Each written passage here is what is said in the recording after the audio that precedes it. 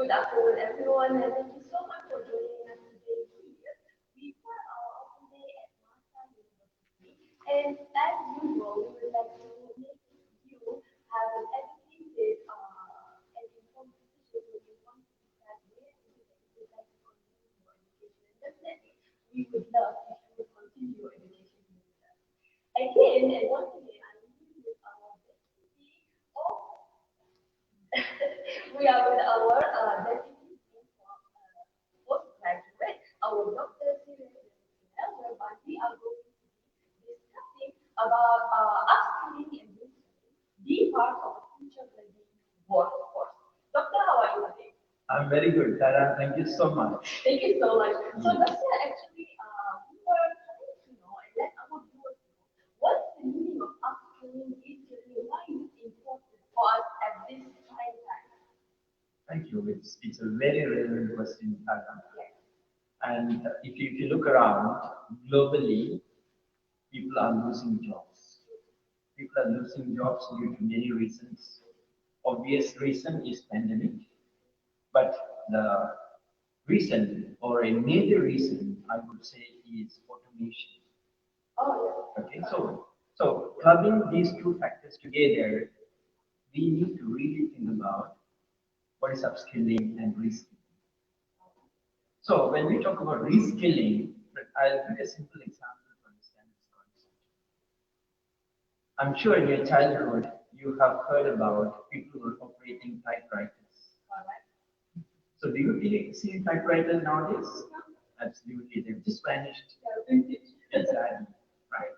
So these people who operated typewriters, they moved on to be computer operators, etc. etc.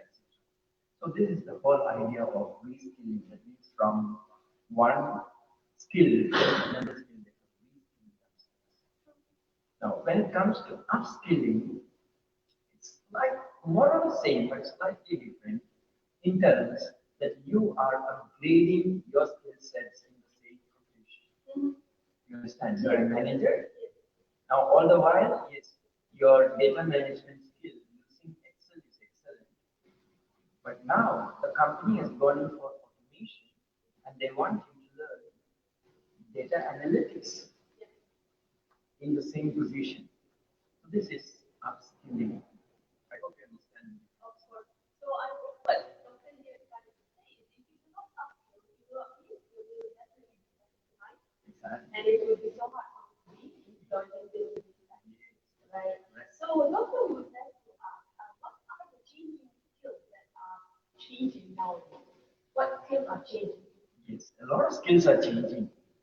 Now, just think of, let's say, 30 years before. Most of the skills required were physical skills, right? From physical skills, it became computational skills. But now, we're not just talking about computational skills, we're talking about analytical skills, big data. You understand? Yes. And along with that, we also need certain social skills. Social skills. All right. So these are the skills which are very important. So you find there is a shift in the graph of skill sets required, okay, from manual or physical skills to analytical and social skills. Okay. Okay. Okay. So Yeah. there are actually, like to my humble knowledge, there are emotional and also social skills. You were talking especially about the social skills. What are emotional skills that we have to have so that we are better employed? Yes. So when we talk about social skills, we need to understand one is about self-management skills. Because if you cannot manage yourself, you cannot manage an organization. That's the whole idea behind it. So your self-management skills are significantly important. Then comes your emotional intelligence. Okay. Earlier, if you see when people went for interviews, they were talking about, IQ, intelligence quotient. Then companies said IQ is not enough. We need to go for maybe AQ, attitudinal quotient. Yes. So, but now companies say attitudinal quotient alone is not enough. We need to go in for So there is a shift in terms of companies' expectation too when it comes to skills. So how do you as an individual learn to cope up with these changes and adapt yourself? If not, you're going to perish. You understand? So how do we adapt? How do we upgrade ourselves to the requirement of different organizations? I think, Doctor, that the lack of ability to have conversations in the past was the reason that if you're educated, you're good enough to be employed. But today, most of the people are educated and you have a certificate in hand. So that's why companies are actually looking for emotional skills, social skills, and so on and so forth. So, Doctor, do you have a forecast for the upcoming skills that are required for 2030? Yes, absolutely. I was reading a few research articles recently, and one of the research by McKinsey stated that almost 400 million employees are going to lose their jobs in the coming year, 2 3 years time. You know. Because of that. Not only pandemic, it could be pandemic, it could be automation, it could be digitalization, various reasons, but the most important is they have not upgraded their skills. You understand? Now, there is a skill gap. What companies need and what an individual has. Correct. So, when there is a skill gap, definitely you won't be picked up by the company. Right? Company wants someone who can do automation, someone who is an expert in analytics. Whereas what I have is my computation, normal computation or Excel skill. Which is normal. Exactly. So that's the real issue, you know. It's not because there is no job nowadays. The issue is they are not having enough people with the required skill sets. So there's a skill shortage, there's a skill gap existing in the market. So that's where universities like NASA becomes very important. We are here to close this skill gap between industry and the aspirants, not the job aspirants. So how do we do that? That's the story that we are coming to. Another research I read, which was from McKinsey, you know, and they say by 2030, almost 800 million people are going to lose jobs, which means a double, you know, next 10 years.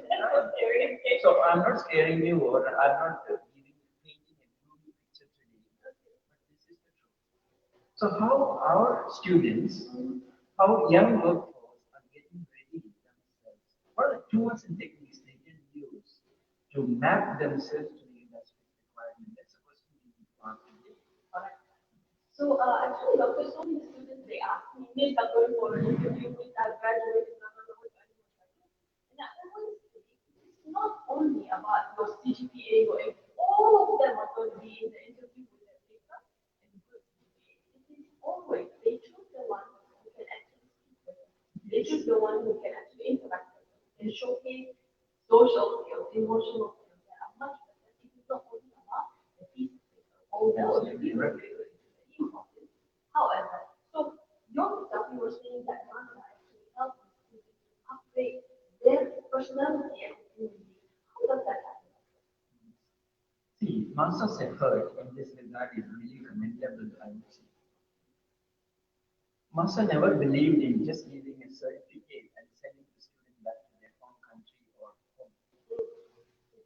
That's why we have numerous other, you know, techniques, tools, certifications available with Master. A few I would like to highlight today. Number one, what we have is the PRIDE certification, professional industry-driven education. So every student is entitled for certain number of professional certifications from professional body throughout their study here at Manasa. So it could be a certificate like Microsoft certifications or certification from Adobe and so on. Which if they have to pay, go out and earn, at least they have to pay around 2,000 ringgit per Actually, it certification. costs a fortune for you to need basic skills that Yes. are really Then we also have something called master classes. Now, these master classes help students to learn what is not covered in the traditional curriculum. No, there's a limitation for a curriculum. Everything cannot be learned in the syllabus. So what master has done is to cover those things which you have not covered in the syllabus through the master class. And I have looked at the master classes, they are fantastic programs, fantastic courses, which I urge every student at master to take, exploit the opportunity, get the certification. And these master classes are later converted into Pearson's professional certifications. So you see, there is a systematic approach by MASA how they can upskill the students. You know? So when you go out after 1, 2, or 3 years from MASA, you're not just having a degree in your hand. So what do you have? You have the Pride certification, you have the masterclass certifications, you have the industry training certificates, okay, you have the industrial exposure certificates and so on. So this is where every university must actually move towards this path. Move away from the traditional focus on providing that certificate and making them industry ready. You also asked me a question, Tara, about I asked too many things in one sentence. yes, you asked me a question about what are the skill sets required for Yes, students by let's say 2030. There are a host of skills that students need to get. Number one, I would say is leadership skills. But number two is communication skills. You know, if you have a certificate with an A grade, but your communication is yes, Forget about it. You're not people gonna be raise hired. questions about your certificate. Correct. So communication skills. Your interpersonal skills, very important. How do you communicate with another person? Yes. Then your decision making skills. We're talking about informed decision, not Yes. any decision. Right? I mean, just now, doctor, you were saying I'm not trying to paint a gloomy picture, but this is the reality of 2020. Even if there is a gloomy picture that's coming up, I think what I believe is tell me how the gloomy picture looks like so that I can prepare myself from now. Don't surprise me in 2020. So my humble suggestion is students do not just limit yourself to textbooks and classrooms. Yeah, 100%. yes. See, our motto at Masa we believe in from classroom to boardroom. You understand? That Yes. means classroom is basic thing that you learn. But can you go into the boardroom confidently and present yourself in front of a group of CEOs or managers? Yes. Now these are the skill sets we need to pick up even from diploma until I would say masters or PhD. So very, very important. So just going back to the first conversation I had, mapping the skill sets. What industry needs? What do I have? Is there a gap? So this is the focus every university must prepare the students. Actually, doctor, also going back to when I give class, most of the time I find myself saying, kids or students, this is what the textbook says. But reality is something else. Now there is a gap between the textbook and reality, even if the textbook was latest edition. So at Malta University, don't you think that we don't actually focus on textbooks as much as giving the reality of the content? What do you think, Doctor? There is a myth that says we just need better content and we can self-learn ourselves. Do you believe in that? Because I don't. Absolutely, I agree with you, but I don't believe that. You may have great content, but content is not everything. Your ability to engage with the learner. So engaged learning is very important. How much of engagement happens when you learn? So, I can give you beautiful content. There are many online platforms which give you excellent content, but then how come you're not able to complete those trainings? So it's not content that matters. How much engagement is there in your learning process? And that's one of the aspects NASA focuses on, engaged learning. Correct. Yeah. And sometimes the lecturer can actually sum up an experience and give it to you. Cut short a lot of trials and errors along the way in the future. So, okay, doctor, there is another thing that I always hear. Give a lot of content and I can self learn it myself. What do you think about that? Oh, this is a tried and tested fallacy, I would say. Many people have tried it, but the outcome, I would say, it was not very encouraging. Again, for fruitful learning, there must be collaborative learning. You read the textbooks, you memorize things, but at the end of the day, you're not able to assimilate what it means. So the moment you go for collaborative learning, as we're doing now, you're sharing our thoughts because what I hold true may not be the truth. Because the moment I talk to you, you may show me the other side of the coin. You understand? So my perception change, my viewpoint change, my ideas change, and I'm able to see things from a different perspective. So just giving you wonderful content or a truckload of content is not going to help you at all at the end of the day. Or can you collaborate when you're learning? That's the whole idea behind group assignments or group learning. Correct. Why do we focus on group assignments? It is for collaborative learning. We always believe two heads are better than one. And we have a lot of heads. And So, that's why we emphasize right from diploma program until let's say master's program that group learning is a must. And when they group learn, they are picking up not only learning skills, they are picking up socializing skills, interaction skills, working in a team, team or as they call team spirit. But the negative interaction, because students are students and sometimes they fight, sometimes they do not know how to work together for an assignment, and then we have to teach them. Like, okay, guys, leave aside everything that you have. This is an assignment that has to be being done. Job to job, outside to outside, social to social. Yeah. And at Master, Dr. We have a lot of students from different backgrounds, different nationalities, which also brings the students to know about the culture, communicate with different people, those things that's important for our future. Exactly. We are talking about cultural integration, removing ethnocentric feelings, or even I would say the jingoistic feelings. Because when two cultures come together, we are first assimilating, then we are learning, then we are sharing, then we care. So there are a lot of processes taking place, especially when we're talking about internationalization, globalization, and we have the presence of transnational and multinational companies. We cannot live as an island anymore. Right. So we need to really network. We need to collaborate. We need to learn about each other's culture, and only then we can do business. Then how to deal with it? Exactly. How to accept our differences, how to celebrate our differences.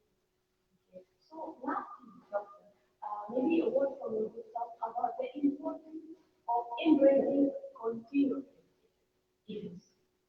I think the whole idea of upskilling and reskilling is centered around continuous education. So we are talking about lifelong learning. That means learning never stops at whatever stage you are. So you need to polish yourself every day. Just to give you an example, many of us lecturers, when pandemic started, had tough time to do online teaching. Yeah, we are human beings. I want Yes, exactly. And some of us even complain, no, we cannot do it. Teaching cannot be online, it has to be face to face.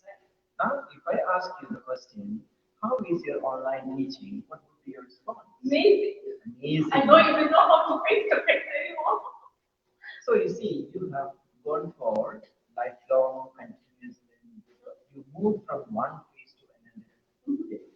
See, one of the drawbacks when we talk about training in olden days, training was always perceived as something negative. You are not good in something, therefore you need to be sent for training. Your productivity is not good, therefore you have to be sent for training. So every time when you're asked to go for training, you felt, hey, something is wrong with me. But today, training is looked at from a different context. So everyone have to go for continuous learning and training. We are talking about upskilling, upgrading ourselves every day because the technology is changing so fast that you cannot be complacent. You have to you have to update yourself and run at par with the technology at all times. Changing, pandemic, pandemic, surprises, so the students must always be ready to actually jump to the next stage with seamlessly, you know. Yeah. Yeah, yeah. So continuous education can provide this. Yes, absolutely right. I just want to draw an example from engineering faculty All right. also. They have come out with beautiful projects on self-sustained eco villages. You know, the project they are going to do within our campus. So there you can find an eco village, a green village, a sample and model of green village. Maybe in another 6 months' time, you will be able to see. Okay. So where you find the power is self-sustained solar power. Then the water is purified. Then they have fisheries, agriculture, everything in that particular village. So it is a beautiful concept where we are going to teach students something new. So we are helping them to compete with what is best in the world. So therefore, I say continuous learning is not about taking another degree. That's a limited meaning of continuous learning. It's all about skill development. Obviously, if you have a degree when you have a skill, that validates your degree. You understand? Yes. So that's another side of the story. All right, doctor. I would like to thank you so much for this today. We really had a nice chat, and the viewers can see I had a paper in my hand, but eventually it was so like just talking to each other. I would like to thank you so much for spending this afternoon with us, and I would also like to thank you all for spending this afternoon with us. With us here is Dr. Sylvia Levitinel, Associate Professor and Deputy Postgraduate at the Faculty of Business, Finance and IT at Malta University. And I am Sarah Ahmed, the Marketing Lecturer at the same faculty. Thank you so much for watching, and we hope